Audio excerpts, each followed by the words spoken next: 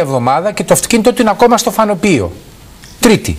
Ναι. Αυτό τι σημαίνει? Σημαίνει απώλεια οικονομική για σένα που δεν έχεις αυτοκίνητο, θα πρέπει επιπλέον έξοδα αν έχεις νοικιάσει αυτοκίνητο, θα σημαίνει ότι θα πληρώσεις και τα μέσα κεφαλής στους εργατόρες.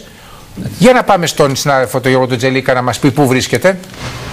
Καλημέρα Τένες, καλημέρα κυρίες και κύριοι. Στο Κερατσίνι είμαστε σε ένα φανοποιείο Smart, θα το έλεγα. Εδώ που έξυπνο πες το, έξυπνο φανοποιείο. Ναι, έξυπνο, εντάξει, έξυπνο φανοποιείο. Ναι. Δίπλα μου ο κ. Κορονέος, ο ιδιοκτήτης φανοποιείου, που εδώ και 5 χρόνια χρησιμοποιεί αυτή την έξυπνη πατέντα. Καλημέρα κύριε Κουίκ. Καλημέρα αγαπητέ μου φίλε.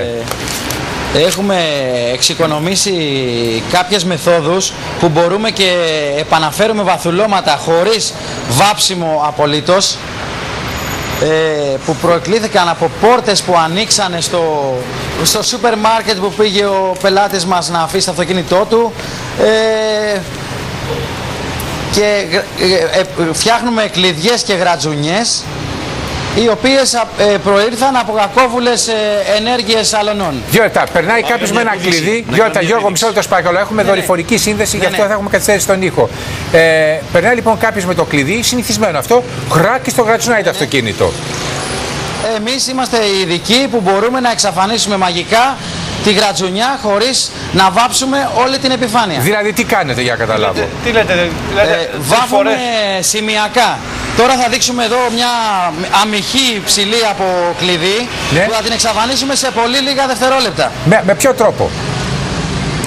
Θα το δείτε τώρα, θα τον δείξουμε τον τρόπο. Θα πει 3 φορές απαρακαλώ. Το σημείο είναι αυτό.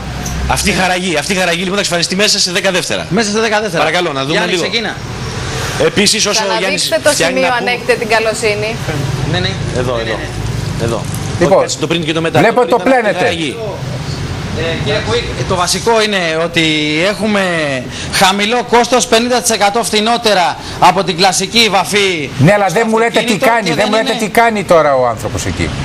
Έχουμε βάλει ένα ειδικό γυαλόχαρτο και τρίβουμε το σμάλτο λίγο του βερνικιού. Μάλιστα. Και θα χρησιμοποιήσουμε μια ειδική αμερικάνικη αληφή της εταιρείας μας, ναι, και θα το επαναφέρουμε το χρώμα στην κανονική του μορφή. Εντάξει, χωρίς να είναι ανιχνεύσιμο στην μεταπόληση του αυτοκινήτου. Σαν να λέμε το λιένετε. Ναι, το λιένουμε, να εξαφανίσουμε τη γρατζουνιά. Να σας πω κάτι. Ναι. Έχω την εντύπωση ότι κάποιοι καλοί φίλοι μου πέταξαν πάνω στο αυτοκίνητο, κυνηγάγαν τα σκυλιά μου και αντί να πετύχουν τα σκυλιά μου, πετύχαν το καπό του αυτοκινήτου.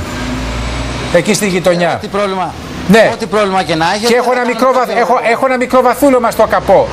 Μπαίνει και αυτό μέσα στην πρακτική τη δική σας? Εάν το χρώμα του αυτοκινήτου σας είναι σε πολύ καλή κατάσταση, μπορούμε να το επαναφέρουμε με τη μέθοδο του BTR. Μεταλλικό. Απολύτως να το βάψουμε. Μεταλλικό είναι ασημή. Δεν έχει σχέση να είναι μεταλλικό, απλώς να μην είναι πολυκαιρισμένο και καμένο το χρώμα. Αλλά και πάλι το επαναφέρουμε και άμα γίνει κάποιο. Ωραία. Πόσο κοστίζει αυτή η διαδικασία πάντως? Πόσο κοστίζει αυτή η διαδικασία που δεν είναι όμως 10 δευτερόλεπτα, είναι πολύ παραπάνω? Εντάξει, μπορεί να στοιχήσει από 30 ευρώ έως 150 ευρώ. Εκεί πέρα είναι το κόστος του. Δεν είναι και φθηνή η διαδικασία. Λοιπόν. Όχι, δεν είναι και φθηνό πολύ, όχι. Δεν μέτε σε ένα μεγάλο. Τώρα τι κάνει ο κύριος εκεί, βάζει από ό,τι βλέπω. Αληφή, τι είναι αυτό? Αληφή που λέμε, η αληφή της εταιρείας μας. Με σβουράκι. Και τώρα με το σβουράκι θα το εξαφανίσει. Δεν μπορούμε να δείξουμε όλο το είδος της εργασίας μας, γιατί βάφουμε σημειακά με ειδικά πιστόλια και ειδικά χρώματα, οικολογικά και φιλικά προς το περιβάλλον. Τώρα θα πέσει πιστολάκι από πάνω. Δεν σας άκουσα κύριε Κουίκ. Θα πέσει πιστολάκι τώρα? Όχι, δεν θα πέσει πιστολάκι. Εδώ είναι μια γρήγορη επισκευή, δηλαδή αμυχής. Ωραία. Δεν μου λέτε όταν έχουμε τώρα ένα τρακάρισμα και έχουμε σπάσει φανάρι και έχουμε πάρει και φτερό. Εδώ τι γίνεται? Ναι. Τα εργαλεία που χρησιμοποιούμε εμείς είναι δυνατά να μπουν και στο τελευταίο σημείο του αυτοκινήτου και να επαναφέρουν το βαθούλωμα που έχει προκληθεί. Ένα παράδειγμα, αυτή η πόρτα είχε μπει όλη μέσα, έτσι, από τρακάρισμα.